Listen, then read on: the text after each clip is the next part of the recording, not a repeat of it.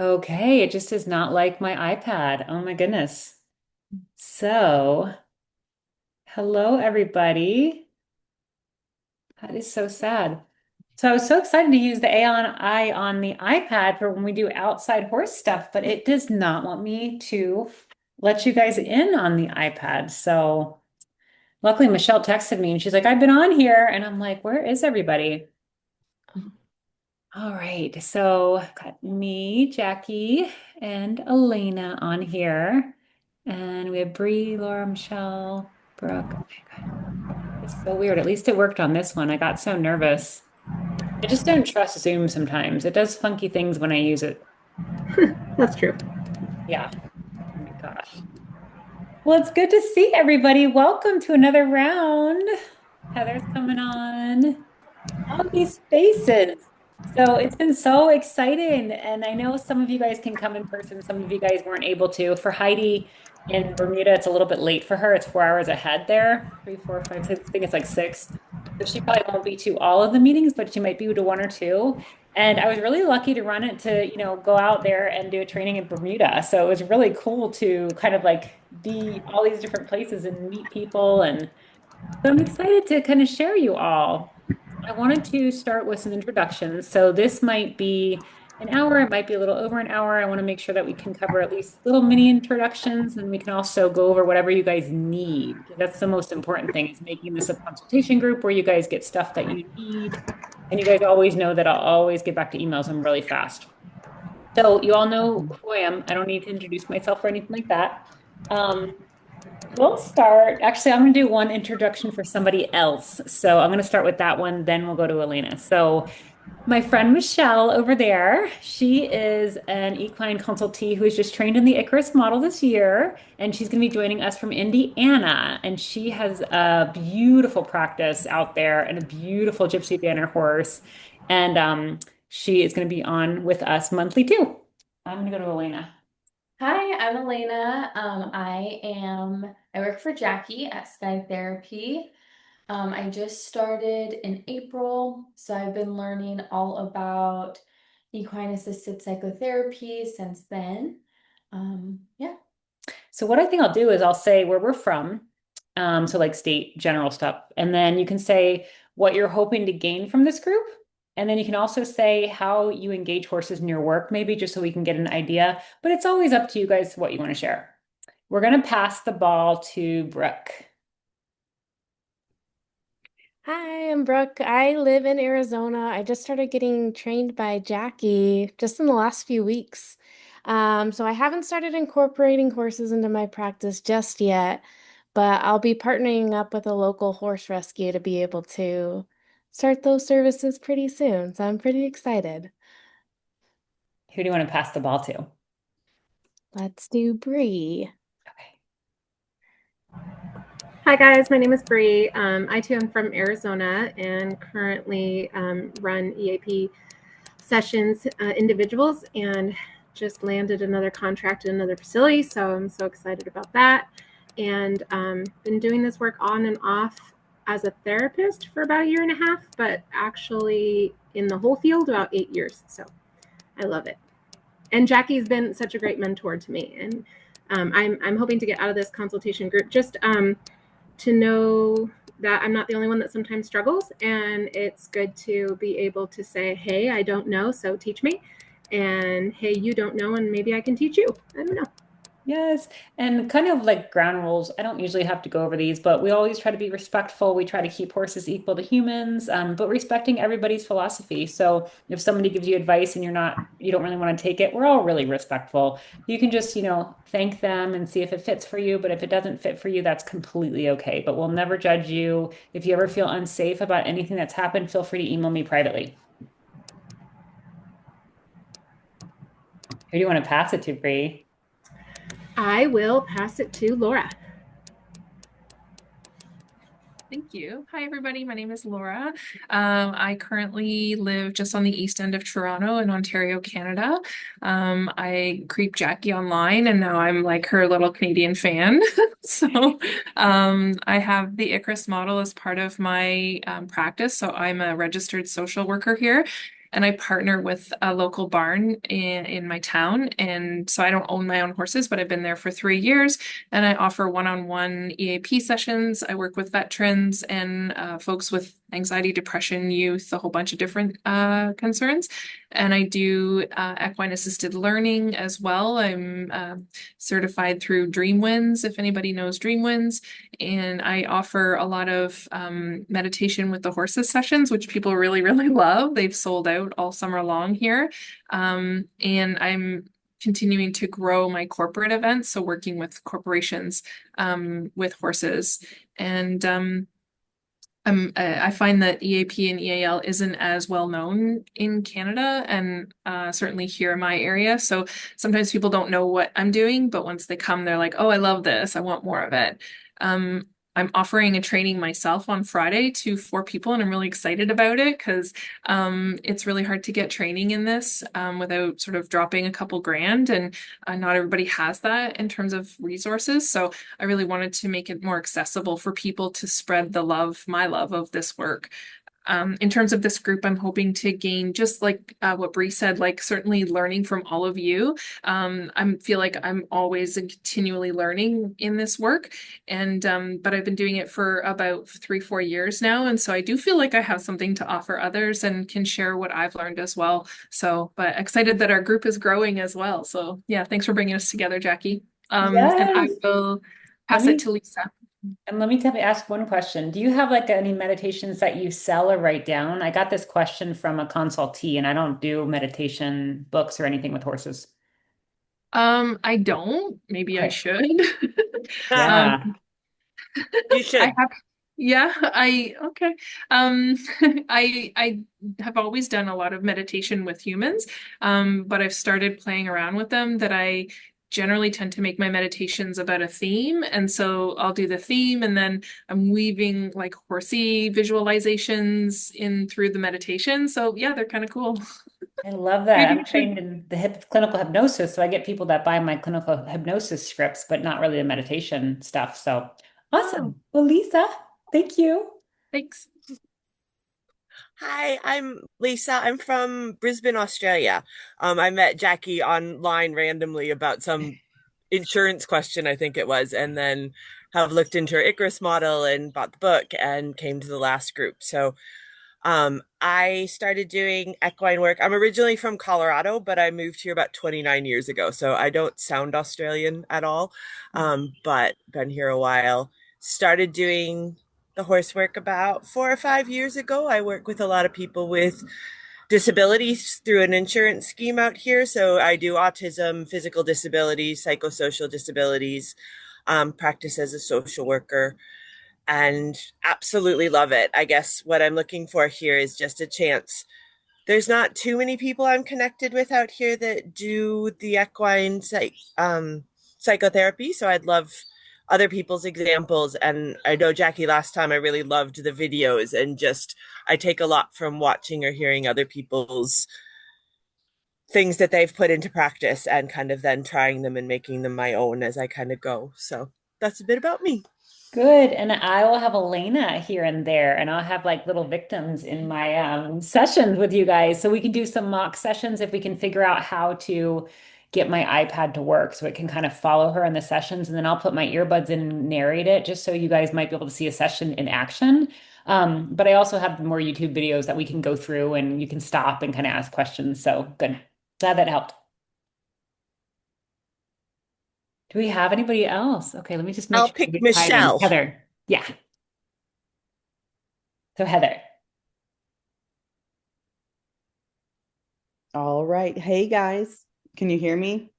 Mhm. Okay. So I'm Heather Houchins. I'm from West Virginia. So a lot of this stuff isn't happening here.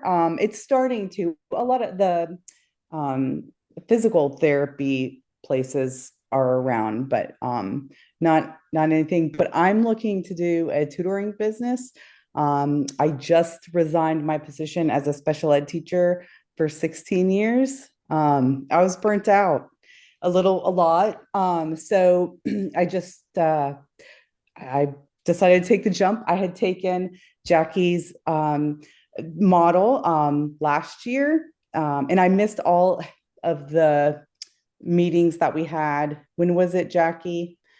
In the spring, the winter In spring. spring, and I missed all of them. I was covered in IEPs, and yeah, I didn't, and it was later because of the time. So, but I'm really looking forward to this, and just hearing what you guys are doing. Like I said, I'm just starting my business. I have no idea what I'm doing. I just have a little dream that these kids, I feel like the kids, my kids that I was working with, ADHD, autism, I really feel like they need to be off the computer, outside, building relationships. I have a 16-year-old Tennessee Walker and a 9-year-old mule, and 2 goats. So I'm hoping to get the kids out here, and work with them. So guys, I got to tell you, I'm getting chills. I have a big 26 by 24 shed where I kept like my horse trailer and stuff. So that I took the last load to the dump today. 4 loads later, it is a blank slate. So that is going to be where I have the rainy days, inclement weather days. And I'm going to try to do it like a circle so the horses and kids can just move through and go to their little spot if they want to read, work on their homework. I'm hoping to do after school too, and hopefully the bus just drops off all the little kids. But I want to do one-on-one. I have ADHD. I can't deal with a lot. My horses can't deal with a lot. And I want to respect my horses as much as possible, looking at their daily schedules of rest and awake periods and moving to build my schedule. So I'm going with it, and I'm listening to them as much as possible. And I don't want to stress them out. So I would love to hear from you guys. Scheduling, how much do you feel you could put on the horses, and Jackie, I loved your model. Thank you. It's glorious. So I actually used it with a girl who, she was here to help, and she said she loved horses, and she was 22. She had actually just lost her baby at like 37 weeks. And I went through the timeline with her, and just being around Buddy and going through that stuff. And she just talked and talked. And we had an amazing day just being with the horses.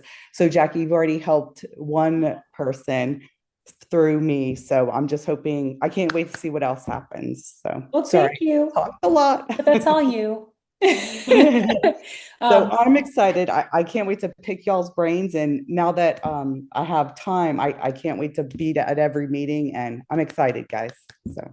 Yes. Thank you.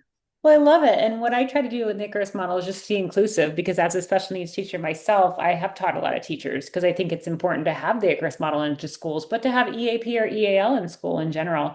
And thank you guys for all the humble remarks of the Icarus model. I created that because all the trainings that I went to just weren't inclusive, and they didn't have follow-up, and they weren't individualized. So when I do the Icarus model, I individualize it towards what you need, your clientele, what you need to learn, what you need to gain, and then try to help you build your business just so you don't feel abandoned.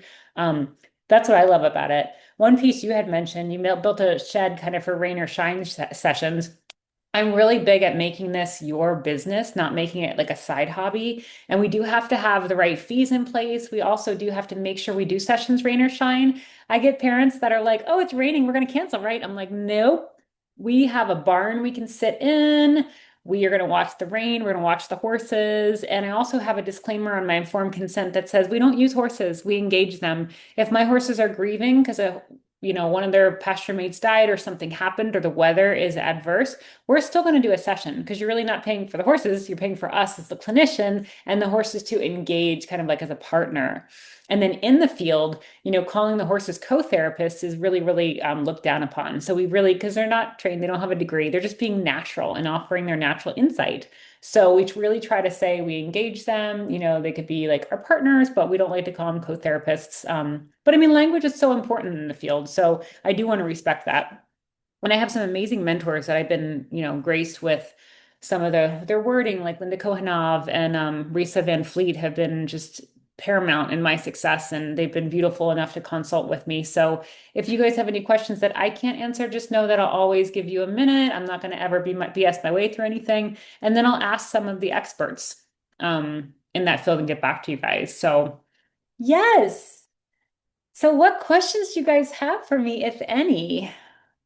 Jackie, I know you introduced Michelle kind of at the beginning, but I was wondering if Michelle wanted to add anything else to her own introduction. I can. I broke my arm Okay. on Sunday, so Jackie was introducing me, but I feel better today than I did now that I have my permanent cast here.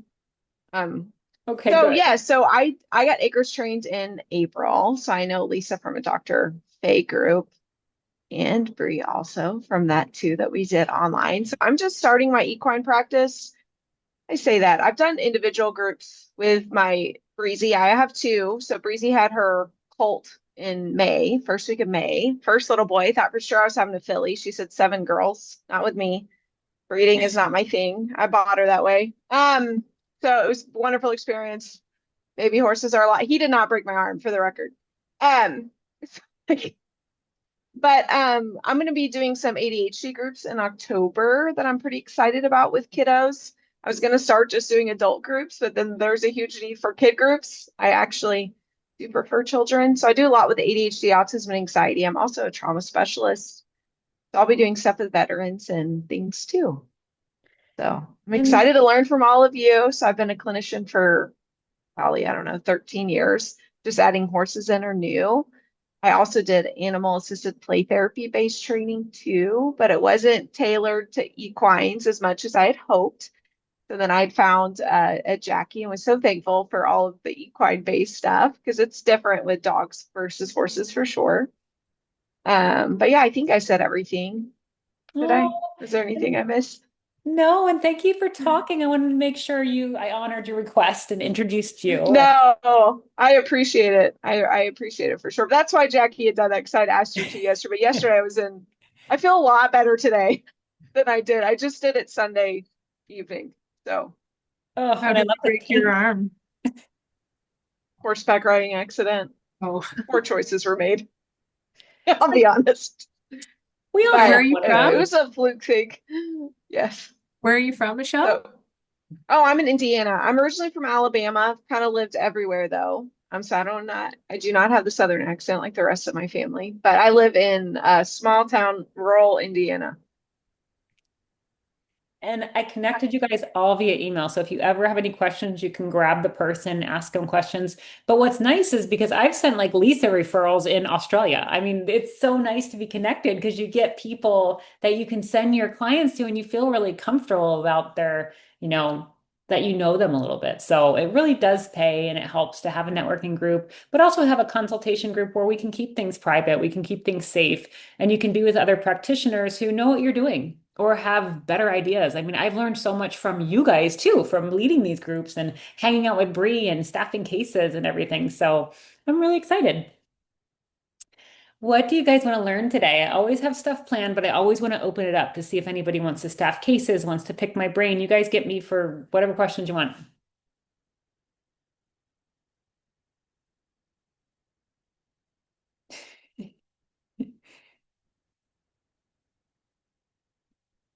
And it looks like we are missing Carmen, so I cannot wait for her to introduce herself too, because she's newer to me. So she will probably be there next month.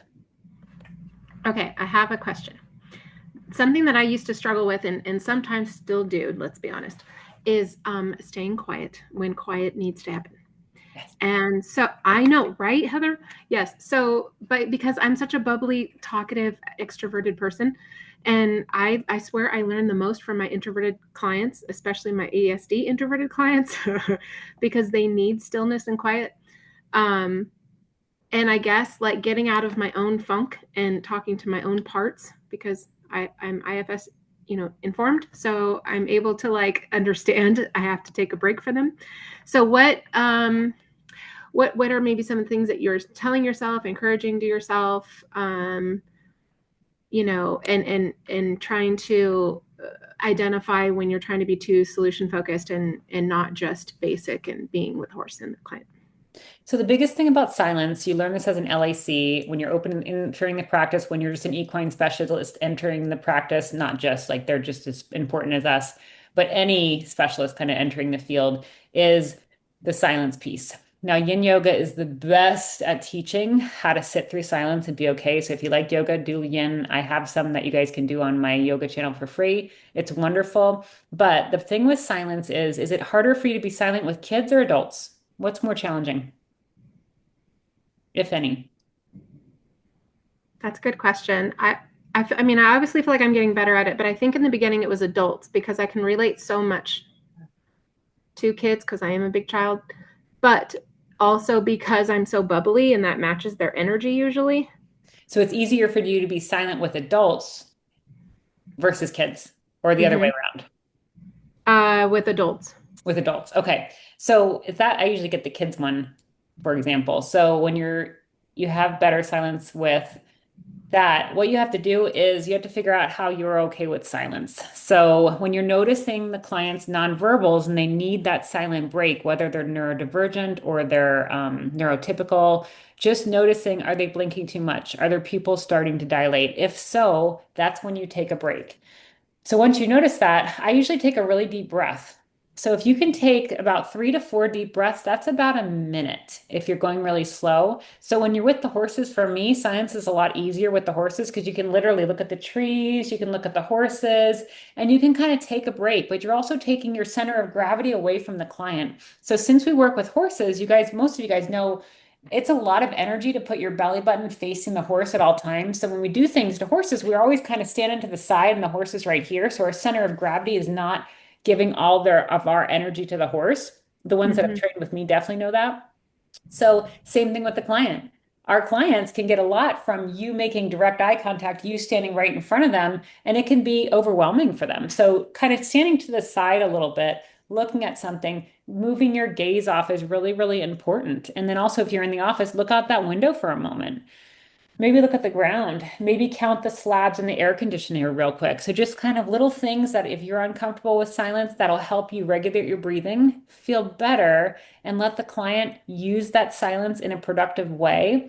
Because if you're anxious while you're silent, they're going to be anxious too. Because remember heart math. Heart math is going to affect whoever's by you. If your heart rate is elevated, their heart rate is most likely going to be elevated too. Same thing with the horses. I love to do matching the horse breath. So if I'm sitting out there with the horses, can I match their breathing? Because it's usually pretty slow and it's hard to match the horse's breath. So those are just some kind of tips that I use. Great. Yeah, thank you. And then this happened with Elena too. We were chatting, and in some sessions, you are in the silent, you're using silence. However, you can always ask the client, so I'm kind of using a little bit of silence. Is that okay with you right now? So you can ask permission if you feel like you want to, especially with little kids. You can ask them, I'm kind of noticing you're staring at the ground. You could ask them if they're bored. You can ask them if they want to do a different activity. You can ask them if they're okay where they are at. I always do different scenarios because every client is different and you guys are the experts of your clients. So you'll kind of know what phrase to say, if you need to even say anything, if you can just add in the silence too. And then honestly, if they say, well, I'm bored, you don't talk much and you leave a lot of silence, you say, oh my gosh, I'd be glad to change that. Thanks so much for giving me feedback. That's a lot of people don't do that. That is pretty brave of you based on like the age level and stuff like that. So I'm just really open in my sessions, but I do gradually try to increase the silence if I can in sessions. What do you guys think? Any tips, anything, any other questions on the silence? I was I just at think yesterday. Go ahead. Oh, sorry. I had a client that I see in the office that came to the farm yesterday, and anyways, so I had a helper with me, and the three of us walked out into the herd and in the field. That's usually my first session, is just introducing the client to the herd. And so that might be based on their comfort level, standing at the fence or seeing one of the horses, or like literally being in the middle of the herd. I know the herd really well. And so we'll walk like up to the herd and do the sort of like, what are you noticing? Like, what kind of horse behavior are you seeing? What do you think they're thinking right now? And so silence yesterday we used where I let the client just sort of pick a horse and introduce herself to the horse and get to know them. And my helper just stayed back and we stayed quiet, and she had such a lovely time going in and meeting the herd. And then we talked a little bit about that. And then our crabapple trees are all ripening here. So we were kind of like just working together to gather some crab apples for the horses, and she was feeding them to the horses. And there was a lot of silence, but we were kind of working together, gathering crab apples. And then we left the herd and we have another pen area where our donkey is and there are minis. And I had to fill up the water bucket. So I kind of just left her in there with the donkey, which I know my animals, but there was a lot of silence while I just was doing stuff around her. And she was having such a grand old time with the animals. And then last night she sent me a message and she just said, "Thanks so much for today." Like that was it. And I was telling my helper that's kind of learning is there's so much going on for the client when we think there's nothing going on, that the silence is just silence, and it's not. Like there's so much that the client is receiving and thinking and having space and time and quiet to process. And so we have to remember that we don't need to interrupt that's going on for them, even though we don't know what they're saying or thinking. So yeah, it was a really nice experience yesterday for me, and I think for her as well, based on her message. So And I love that. And you guys all know that with like equine, it works over time. So once they stop the sessions, you still have benefits for 6 more months. So just like Laura said, they're kind of processing. So I love that example. Thank you. And Michelle? I was going to say a similar thing. A lot of times people are processing the silence. I can get a little uncomfortable with silence. Mine's opposite than yours was, Brie. Mine's more with kids than with adults. I feel the need to talk a little more with little kiddos than I do with adults for, I don't know, whatever reason. I prefer working with children. But but like I think like Laura really hit it. Was a lot of times that's processing it. And I've noticed too, like with that silence, and this is some of it with like I think depends on your equine too, but I know for Breezy, like does really well in the silence and she's really good at engaging. And she'll check in. And then if they're like, especially with my autistic non-verbal clients, like she'll engage. And then when it's too much, she'll just disengage, she'll retreat. And then she'll come back and check in. And she does that periodically. So I think some of that's like trusting your partner. I see Breezy is very much my partner. I'm supposed to elevate my arm, so that's why it's up like this. I feel like I need to explain that. Like, I don't generally sit like this, but that's why it's up. If I have a question, I'll raise this hand for the record. But if that makes sense, so some of it's like knowing your equines and trusting that. And I'll also like kind of sit and read the room, if you will. Like you can kind of tell. Like I work with a lot of kids on probation too. There's a difference between processing silence, resistant silence, like. And it's okay to be like, hey, like or if you need a second to process, like, I'm processing all this information and just sit there and let them know it's okay to be quiet. I feel like we live in a world where being quiet is not okay. I think modeling some of that's good too, which is, I can be overly chatty. You know what So. you brought a good point, and that made me think of something. So thank you for sharing all that. And yeah, you guys can always share whatever you're comfortable with too. But sometimes I will have to make a bathroom trip when I really don't have to go to the bathroom and leave a client for a moment, never with the horses. They're always in an area where they can't get to the horses. They're safe. But I'll peek at them for a moment and I'll pretend like I'm going to the bathroom and I really won't. And I'll just look around the corner. I want to see what they do. Do they start to climb on the fences? If it's an adult, do they pull out their phone? What do they do in the silence? So I actually create some of that sometimes. And then sometimes when they're setting things up, I might take a moment to kind of gather my thoughts. Because remember, active listening is not forming what you're going to say in your head while they're talking. You're listening to them.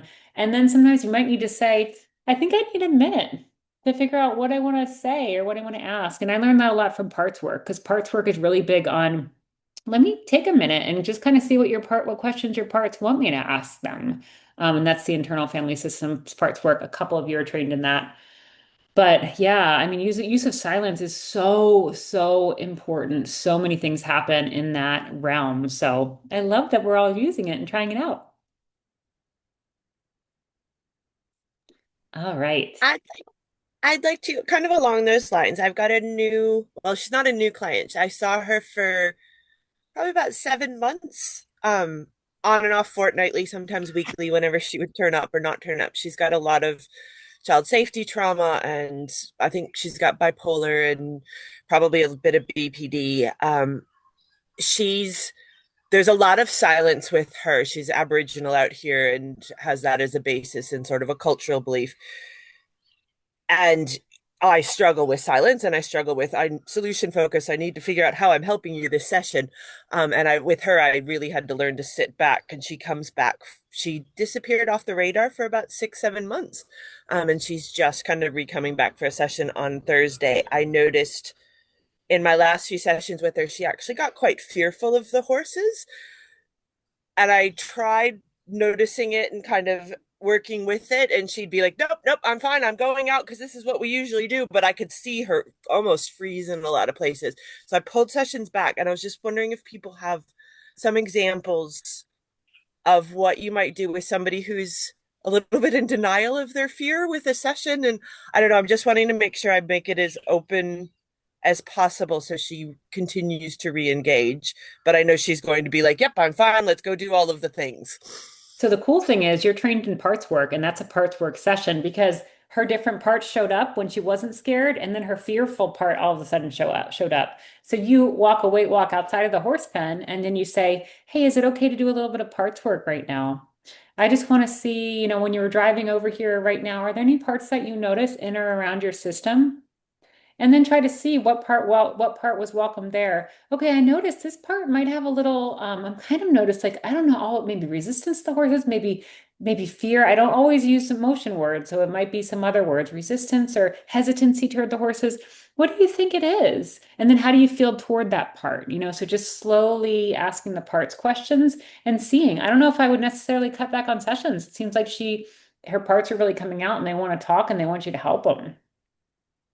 So that's how I would kind of just, treat it. And you can also ask clients, how would you feel more comfortable or safe? Whatever words they're okay with using. If you can use safe, if you can use more comfortable, what would make you more comfortable in these sessions? I know with some of my trainees, sometimes the kids or the clients want to keep the halter on the horse. And if I have leather breakaway halters, I'm okay with that. If I do not, I will never keep a nylon or a rope halter at all on a horse because if something happens and they're at liberty, they could, get stuck. But if it's a leather halter and the client feels more comfortable, that's been what a couple people have asked me in sessions. So it's like, what would make you feel more comfortable? We like to do the horses at liberty. If somebody needs them tied up, maybe we can tie them up for 5 or 10 minutes or something, not too long in a session, but just kind of processing how do you feel differently toward the horse tied up or free? And that's the equidnexus parts work.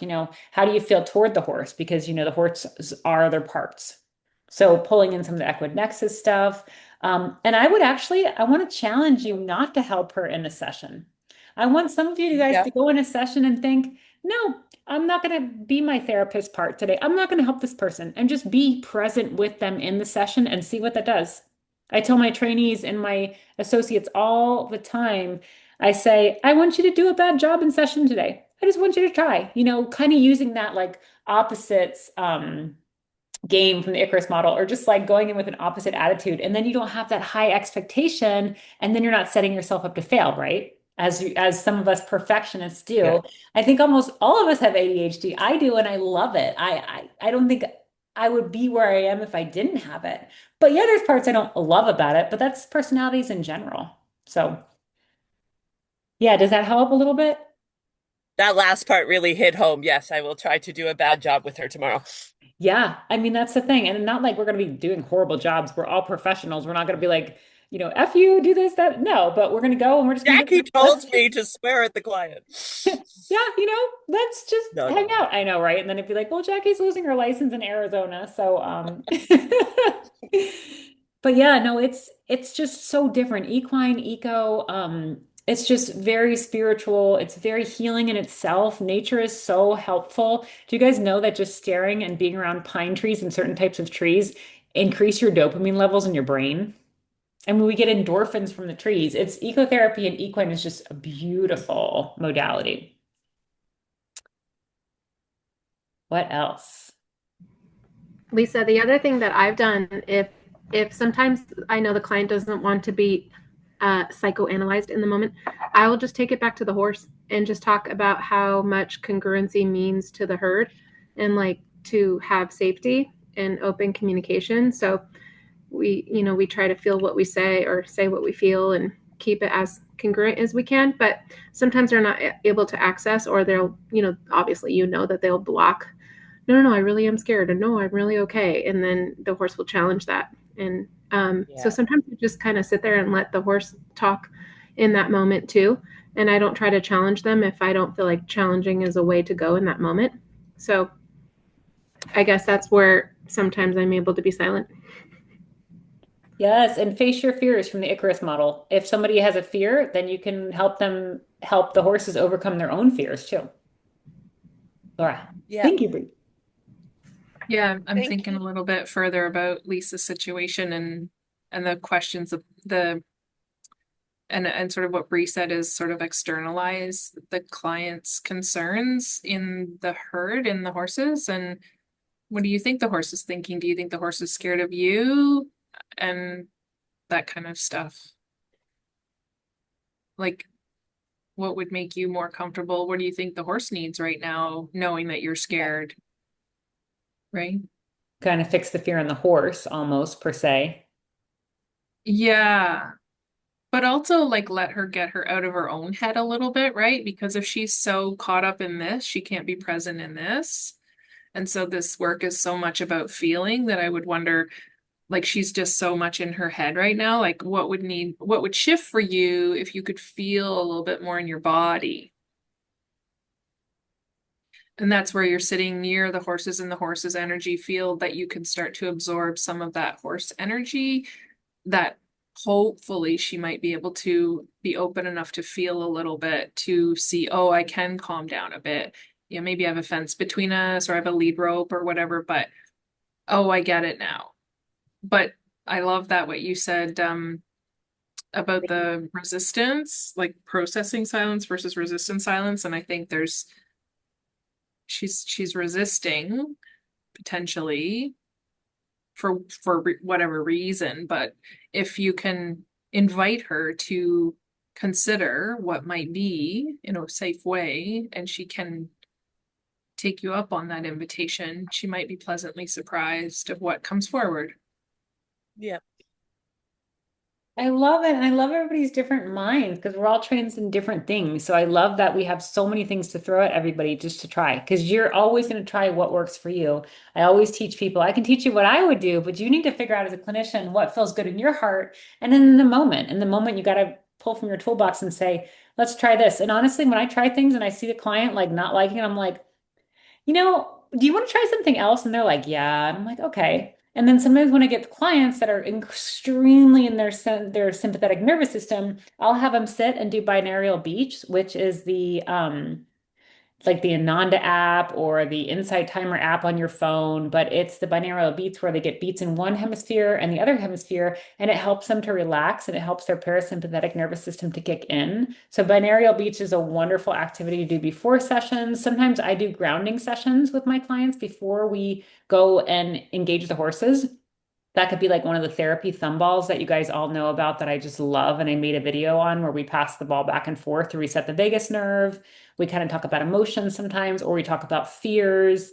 There's a self-esteem one that I do, self-esteem ball. There's all kinds of confidence ball that we use and I love. And when I play that with the horses, I actually roll it and let the horses choose what they want to answer, and then we get to choose for them. Like when was Coral Sky scared? Do you think Coral Sky is scared of the deep ocean? Well, probably because like horses aren't normally like by the ocean. Like we live in the desert, so that's kind of the answers that some of my clients would say. But it's fun, and you can do that with the therapy dogs too. But just kind of getting them grounded into the situation. My first sessions usually just sitting with the horses, maybe brushing the horses if they want to be brushed, maybe just interacting with them, maybe doing the thumb ball activities. Um, it can be all kinds of things, but I just in the moment try to figure out what I think the client might want to go to. And my clients I've had for a long time, sometimes I let them choose. What do you feel drawn to doing today, if anything? Well, how would you introduce the binaural beats to a client? I Like, say, what have would you you do you present it en- as? I just say, do you enjoy music? And if they enjoy music, have you ever heard of this thing called binaural beats? And some people be like, yeah, oh my gosh, I've heard of that. There's this thing where you kind of listen to like beats in your one ear and then in your left ear because you have to wear headphones and it resets your brain. So that's usually what I tell people. I'm like, it resets your brain. So it makes you feel kind of cool. It makes some people feel kind of cool because you don't ever want somebody to feel like they're supposed to get a result and they get nothing. So I'm always cautious with my language. Some people love it. Do you want to try it for a couple minutes? Where would you like to sit when you do it? So giving them full control. What headphones would you like to use? Where would you like to sit?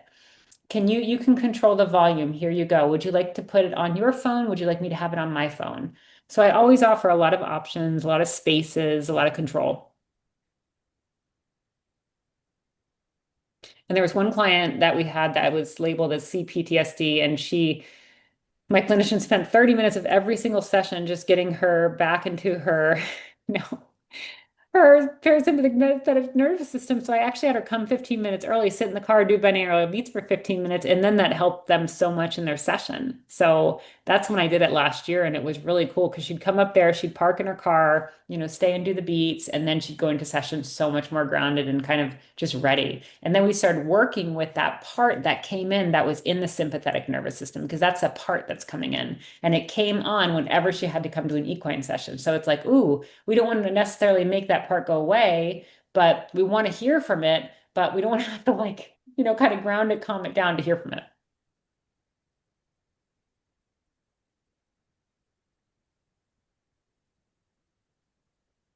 And then also noticing the horse's reactions. My horses always tell me secrets. They always tell me little things. So the herd that you work with is so personal because you'll know, oh my gosh, this guy, reacts this way. Like Fiji, my big Andalusian loves trauma people. He flocks to them. He wants to protect them. He loves them.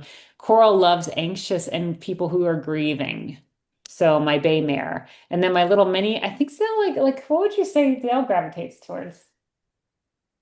My little Um, mini. Oh, I know. I would say like quiet people or like playful. He likes Okay. people that like to play. Yeah. Yeah. And my mini wasn't a Just say big, he big, liked me on videos. yeah, Mhm. yeah.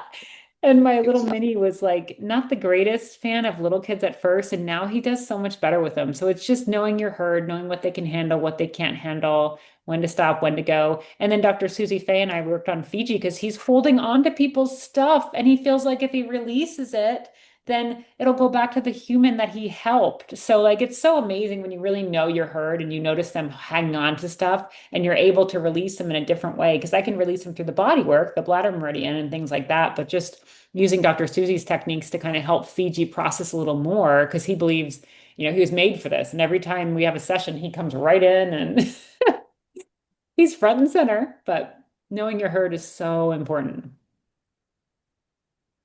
I want to speak on that a little bit, and now she's leaving. So here's Hi, Molly. Molly. Oh, she's leaving. She was hanging out. She loves to be. He listen to. If I have one of my friends on here that she knows their voice, she loves hanging out. Um, but anyway, so my mule, being a mule, I love walking around and being with my herd. But if somebody comes into, like, if I'm walking in the pasture with somebody she has just met, the mule does, like today we were doing the trees, and the tree guy, I was walking up to show a tree that needed to be cut next time, just to make it nice. And there Molly ran right up to us, and this is like an acre out, and she was like, "What are you doing in my field?" So it's knowing your herd and making sure, Molly doesn't, if some, that's a mule, she's gonna, some things in there that shouldn't be, so she's gonna make sure it comes out, whether that be a rabbit or a person. So I have to be very careful of that, which I'm working with her on that. Some of the people that have come have helped, but yeah, it's realizing, no, I didn't know that would happen, but yeah, that's her. She's just doing her job. And But the yeah, cool thing, like just when I trained you, so when Heather came to me, I think 2 years to get trained in the Icarus model, I love training people with their own horses because I can certify their horses. We can see what their horses like and don't like. Heather was like, I only have one horse. I have a mule. I don't think we can engage the mule. And I was like, No, we certainly can. And then she's like, well, she's temperamental. And I'm like, you know what? If the animal enjoys the job, we can definitely engage them. We just have to be careful. So I've had people who use stallions in this work. I never say it's impossible. I have people who use young horses in this work. I never say no, just because you know your herd the best. You guys are all professionals. I'll help you learn the equine behavior part of it or the mule behavior part of it. And you can do it in a really safe way because you haven't any issues with Molly hurting anybody. No, and Jackie, I do want to say, like, you opened up my eyes. I remember you like Good. let her choose the brush. And oh my gosh, I've been using and listening to her more when she says no. And I know her no's now. And it's really she recently blew an abscess out the top of her coronet band. It was Yeah. very painful for her. She was down. And we connected so much during that time. She helped me wrap her foot. She told me when it blew because she went like this. I mean, our communication is amazing, and she loves helping people. I think she's going to be better with the older kids as she does see your fear and she will push buttons. She's got, she's wants to engage, but I think she's going to be very good, and you showed me that, so thank you. It's Yes, I amazing. love it. I just love doing things that, I grew up doing things that people said I could never do. I could never do all this and be successful and get my master's because school was hard. I love breaking barriers. And got a client the other day that was like, I really want to be a therapist, but I'm autistic, so I can't. And I was like, whoa, whoa, whoa, whoa, whoa. It doesn't mean you can't do it. I was like, you go out, you shadow somebody and see if you'd like to do it. So just letting people know and not putting things in a box. Like Molly, I love that she pushes people's buttons. My little mini, he'll kind of nip at you. He'll pull your shoelaces. BG will knock you over. He'll kind of, move his body and smush it into you sometimes. So it's not necessarily that can be a bad thing. Of course, you have to be careful with it. I think I gave you guys the example last time of how this gentleman did a session and the horse kicked him in his leg, sent him to the ER, but they found a blood clot and saved his life. So that old retired police horse who never kicked anybody in 10 years in his whole practice, kicked this guy, saved his life.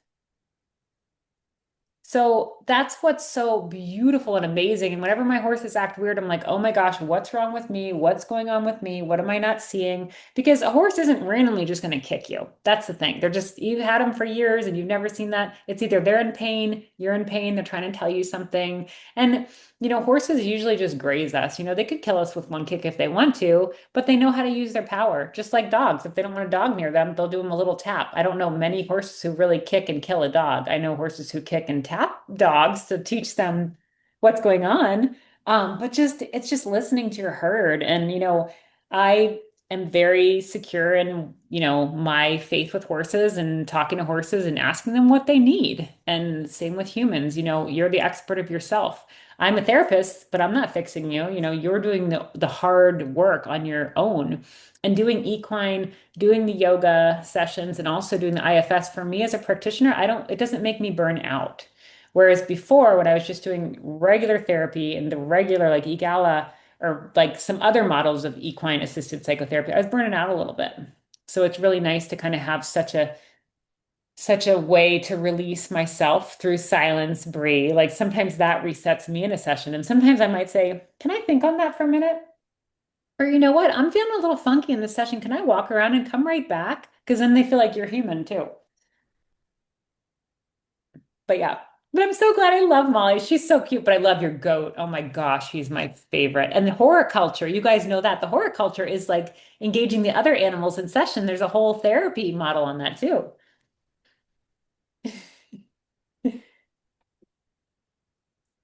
All right. What else do you guys want to get from me or each other? I just want to hop on. I have to leave now. I have a consult at 6 o'clock, but I just want to say thank you all. This is going to be a fantastic group, and I look forward to learning from all of you. Thank you. I'll And see I you. have to say, I love your office. Yours and Bree's are so color like soothing and stuff like that. I just want to come there and do a session. There you go. Come sit on the couch. I All know. I right. See you love next month, it. everybody. Thank you. Okay. Bye. Well, awesome. So when you guys are doing your activities or you're doing the Icarus model, do any questions come up about like how to set up or what to do if you get stuck in the middle of a session, or what to do if you're too goal oriented and really wanting to finish the activity instead of letting the activity like process and the horse tell you where to go next?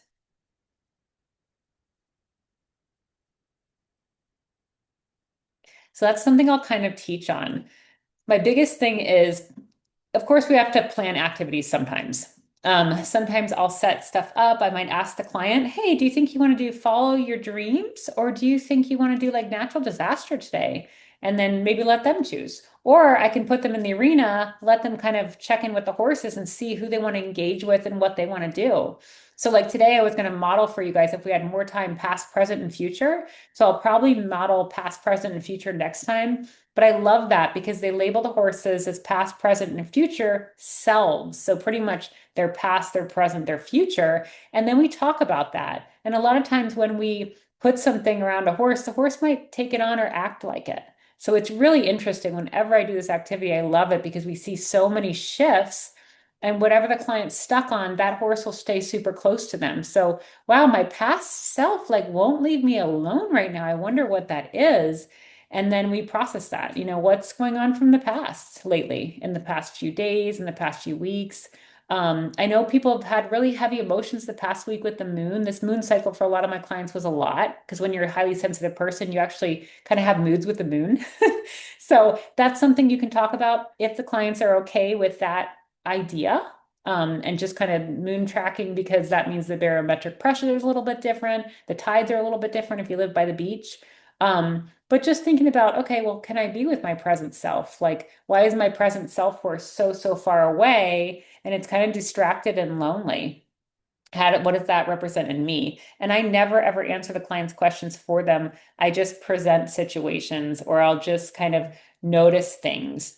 And I really try to not say good or bad or like commend them on things. I try to say, I noticed you are working really hard in your brain right now. Your forehead is scrunching, and depending upon the age of the person I'm working with.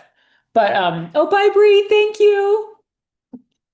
But yeah, so that's really big. I love using the past, present, and future. And you can do that on a rainy day because you can do it sitting inside, and you can just watch the horses as they eat, watch them as they graze, watch them as they play, and try to figure what they are. My mini and my gelding like to play a lot too. So sometimes if they're playing in the middle of session, that's not really safe for me to be in there with a client at that time. Elena's always pulling them out because they're really rough. The mini jumps up on the big guy and like plays. And you guys will probably see that. I'll make a video or something and show you. But then we sit out and then we talk about their play. Does that remind you of anything in your life? These guys playing? And they could see it as something good in their life or something bad in their life. I never correct. I always just help them process and just say, well, do you think these two horses are willingly engaging in this or not? Because don't you think the big one can smooch the little one at any time, but the little one shows his butt, and then all of a sudden, like he gets to treat snuffer mat, and then the big horse doesn't get any treats on the snuffer mat. And the snuffer mats are those little mats that you get for dogs or horses. I just got a big one for horses where you put the tiny little low sugar treats, and they have to find them through like the little fake avenues. It's so much fun in sessions. But yeah, a mini horse guards that. Like big 1,400-pound horse can't get to it because the little 250-pounder is right there. So very cute.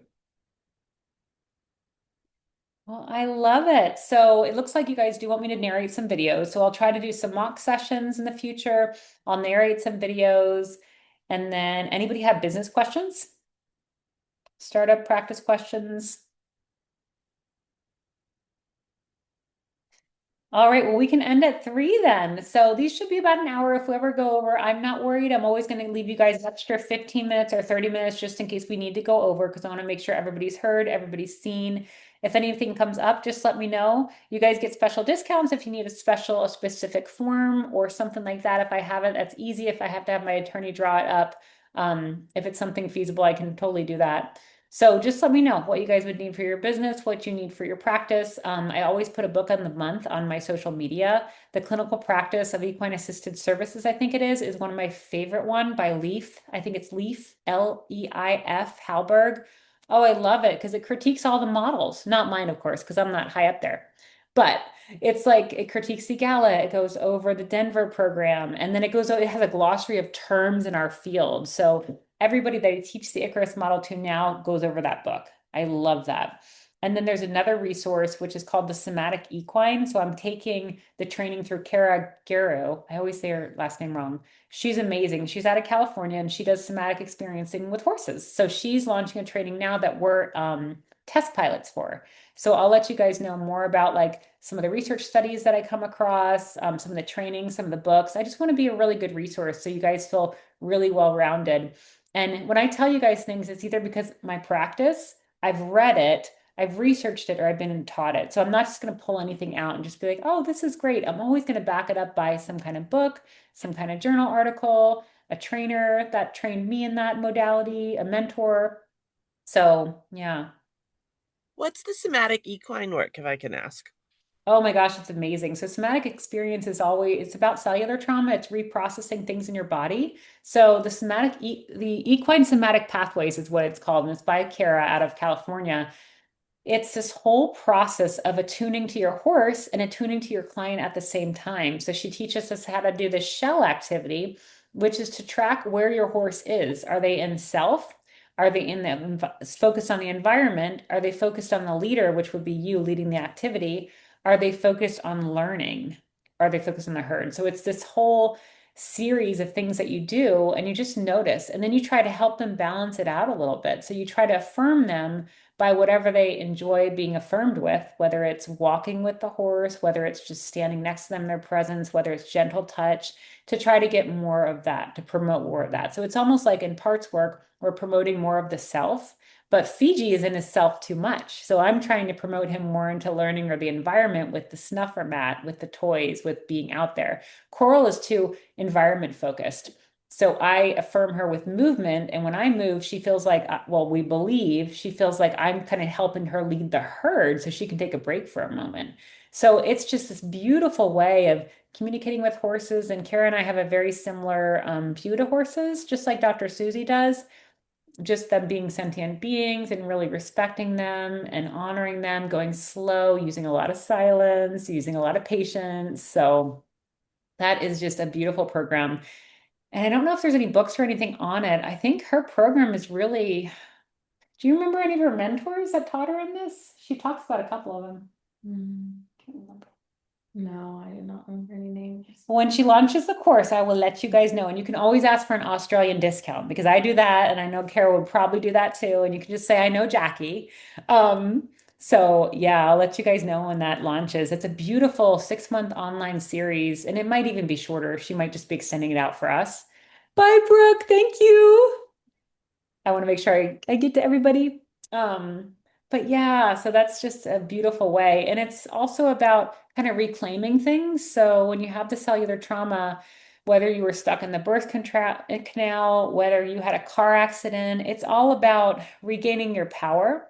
So when kids were stuck in the birth canal or they were used or forceps were used to birth them, they feel like when they push or when they do something, nothing happens. So then they kind of give up. So then we work with, well, you can, lightly, push on the horse and see what happens. And the horse moves out of their space. And then they reclaim that within their cells that they do have the power, they do have the ability to push things away, and it works for them. And there's all kinds of ways to do it. It's founded on Peter Levine. So Peter Levine made somatic experiencing. And he's just like the sweetest, like Mr. Rogers type guy in the world. I learned so much from him, and I just feel so safe in his presence too. He's awesome. Kara's kind of like that. She's just this person you feel very safe with, such a sweet voice, but she's so knowledgeable too. So Essie with horses is beautiful. And then Sarah Jenkins also does it with Equisoma up in Canada. I think she's in the Vancouver area, and she has a beautiful practice, but it's a little bit more intensive. It's more focused on trauma. But just these practitioners are amazing in what they've done and what they share, and then also what they personally disclose. Sarah Jenkins disclosed that she has EDS, like I have Ehlers-Danlos disorder too, where our joints don't always work all the time. So she talks a lot about that and how to, heal people through that. So it's just nice, nice modalities. Anything else, you guys? Anything else you want me to prepare for next month? Okay, so I'll work on Follow your dreams. We'll probably do a little bit on natural disaster and follow your dreams next time. Okay. And then other I was questions. gonna just say like some videos. I love all the videos or the mock sessions or seeing the horses and things. That's always super helpful. Sorry, I promise I'll be more talkative. I'll be feeling a little better in a month.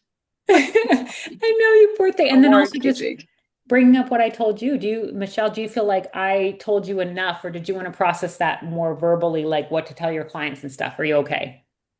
Okay. No, I think I'm okay. Like you gave me a good place to go. I had asked Jackie, I had a horseback riding accident on my therapy horse. Like poor choices were made on that. So I was like, but I need to know how to talk to this about my clients, like, because like she's not a dangerous horse, like, and mine are all non-riding activities, anyways.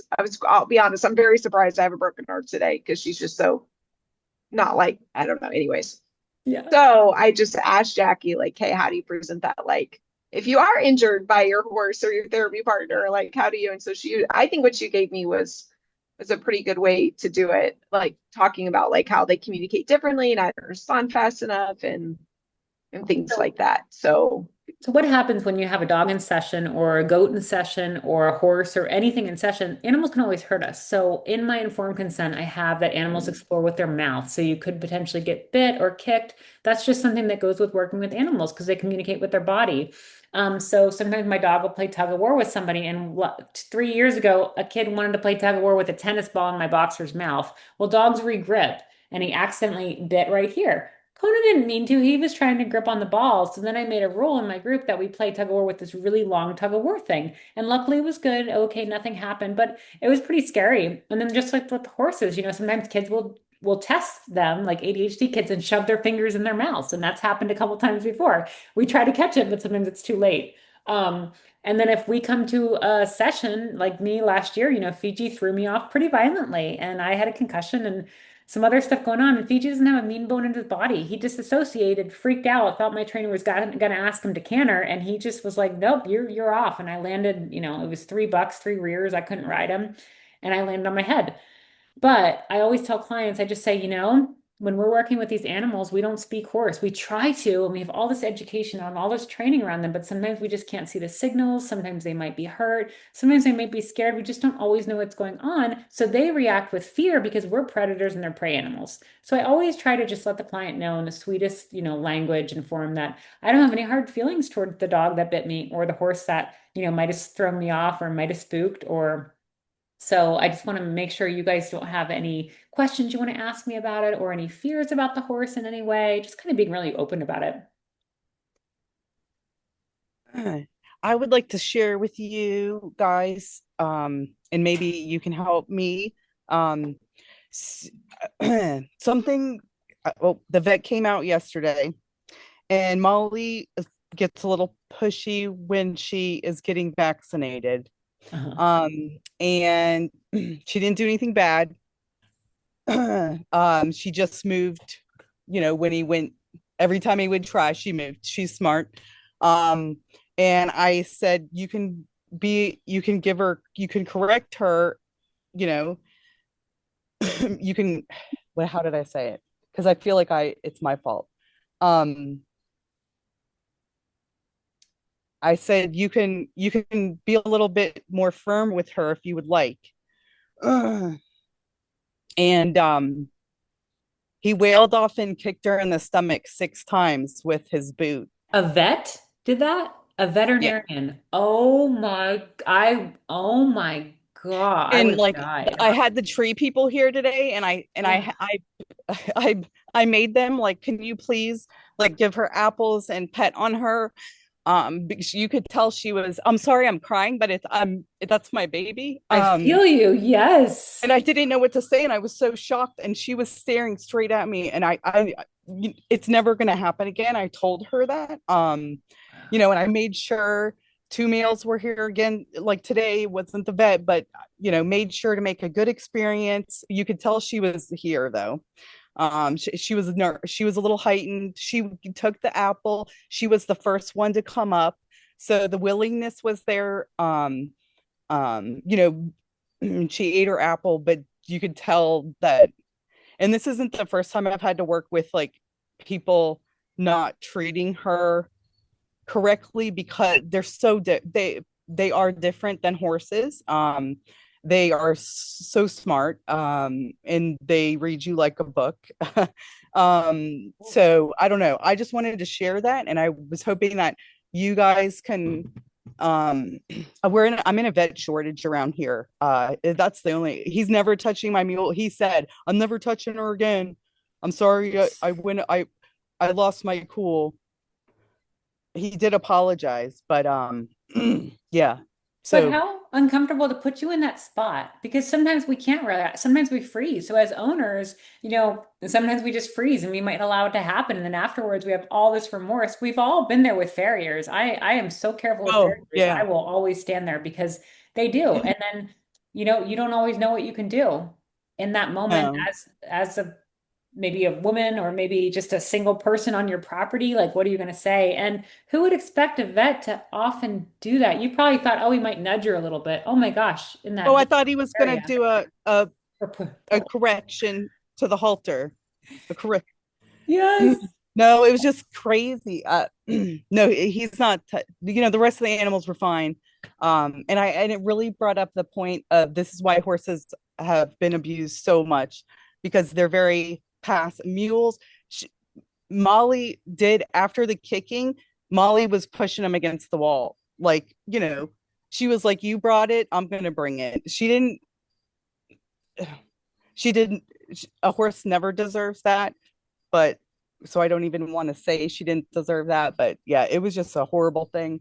If you guys have anything that I can do to I help, because Yeah. it's So been something we got to work through. So what I did with Fiji when he was sensitive to needles is I bought the really inexpensive insulin needles online. And what I do is I just show them to him. I come up, I show them to him. I show him kind of how it feels to have a needle by his neck. He might get energy cookies, which is like the good energy, like thank Mhm. you, and the lovely energy. Or if you like to use treats, you're more than welcome to use treats. It just depends on the animal and your philosophy on food feeding. Yeah. That's how I've desensitized Fiji. So just getting him really used to it. I do my own vaccines because I don't feel like a vet needs to come out and do my vaccines. I'm really careful with See, what I eat. I'm so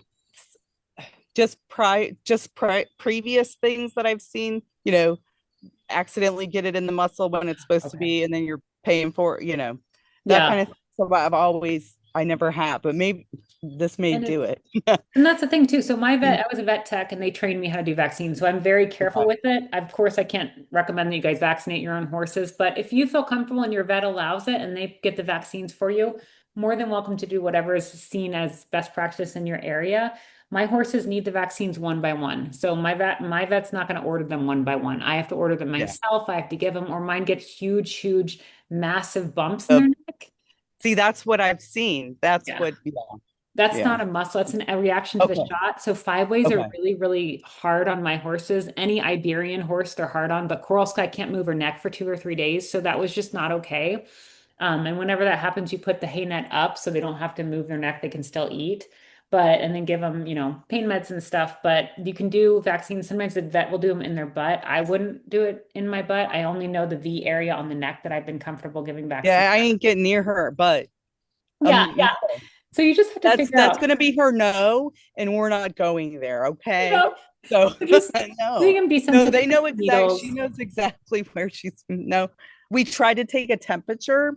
That doesn't happen No. either. I saw the UK have the ones you could put on their nose. I'm waiting for Amazon to have them because So I would yeah. I would see if you can do some sessions with Dr. Faye because I would wonder if you can desensitize her and find an itchy spot on her tail or her butt or something, or try to figure out, Oh, she why loves butt she's so itches, hard. but Okay. they're smart. See, they're different. They're They know. She's gonna know, and she's gonna know what that needle. That's I'm like, ah. So, Yeah. So but I would do some I just sessions. worry about her emotionally and her trust. It's been broken a few times. I worry more about her than really the sort of the vaccines, just because. I mean, if we're, you know, So Dr. Faye I does a don't want the trauma. I don't. Yeah. That's what Yeah. she specializes in, the emotions and releasing the Okay. horses from the heavy emotions. Fiji came with a Okay. bunch of different emotions. So it's a lot about her 4-step model. So if you can read her book, Sacred Spaces, and then if you want to take her Yep. course online. She'll I teach did you read her how. book Okay, because good. that was offered. Yep. Yes. Oh, yeah. And then you have to kind of learn how she, releases the horses. She does all this beautiful work through her breathwork course. And if you book one-on-ones with her online, she also has it. She has a free newsletter if you join her Sacred Spaces Facebook group. So she's just beautiful in how she does all of this stuff. But I think just like I taught you, really connecting with Molly. So standing there and having a cry with her and even running through the whole thing in your head and letting her know, I will never let that happen to you again. I apologize for that. I didn't know what to do. I'm not like you. You protected yourself. You were able to, push him and move him. I am so proud of that. You are part of my life. Just kind of like rehashing that, I think, when we talk and when we spend time with our horses and just letting them know that you're a partner. Oh no, your volume Thank went off. you. Oh, there you go. Okay. Thank you. I appreciate. That was just heavy on my heart, and I wanted to share it with all the therapists in the room for I'm for me and Molly. Thank you guys. I I'm appreciate it. so Well, glad. It's so can hard I? when people like hurt our It babies. is. Yeah. It. Yeah, do you care if I say something? I had something not to the severity with a farrier with Breezy. Breezy's very calm 99% of the time. However, the stronger your hand is, the stronger she gets. And she's like, no, I didn't feel like I advocated very well for her in that moment. It didn't get to that degree. He just handled her way rougher than I wanted to. And so I kind of had to process some of that on my own that I didn't feel like I advocated well enough. You may not feel that way, but I wanted to speak to that in case you did. Like I did. And so then and I just told Breezy, like, hey, like I didn't advocate for you the best that I could in that way, but like this is not gonna happen again. Like I'll make sure it's better. It makes me want to cry just thinking about it. So I can only imagine what this was like for you and Molly. But so and that helped and that connected. And then like I do like tapping on her neck. I don't know if you've ever done any of that. And like that helps a ton when that's going to come. Dr. Faye's great. Definitely have Dr. Faye come, but like I'll send pictures too, like, hey, we're gonna do vaccinations. Like they're coming, they're gonna do this, you're not gonna feel it. I give her vaccinations if they'll let me in the state of Indiana. They don't allow you to give them rabies. They have to do it, but the rest of them you can do. If you give rabies or whatever. But like I had them show me. I was like, hey, I want to do my own vaccine. Show me where to do it. And they showed me. I felt comfortable enough. And I just have someone hold her and she does great. But I think speaking to her will help you too. And be like, hey, like, well, I would have been tempted to be like, well, of course you're not coming back. Like, that's not an option. Like, I don't like you're not invited back. But if it's But like the only vet, it's so hard because you are that limited is where you hard. live. Yeah. That is the hard part because and he's large and small and it's only him, he's trying to carry too much too. So but that's not an Okay. excuse. But thank you. I did have a conversation with her and I did cry and tell her that I would Oh, never good. ever let that happen again. And I apologized and I will continue, but I appreciate your wisdom on that. Thank you. And I love you guys being able to share that. Like there's sometimes where I passively sat back too, like, and there's sometimes I can use my voice, sometimes I can't, and don't ever feel wrong. We react in the moment. And if we freeze and our freeze part is out, sometimes that's okay because it takes over. So it's like we do the best we can in the moment. It's the biggest thing. Oh, I love everybody's hearts for their animals. I've been so lucky to have like the best people that just love their animals and just like want to do right by them. And that's what we need in the field because our clients feel that. They know that. And that's why they build rapport with us so much faster than office-based people because the animals trust us, so they can trust us. I'll let everybody go. I know everybody's like, I gotta go. Thank you, everybody. I appreciate it so much. And I'll get you the recording. Thanks so much, Jackie. Hugs.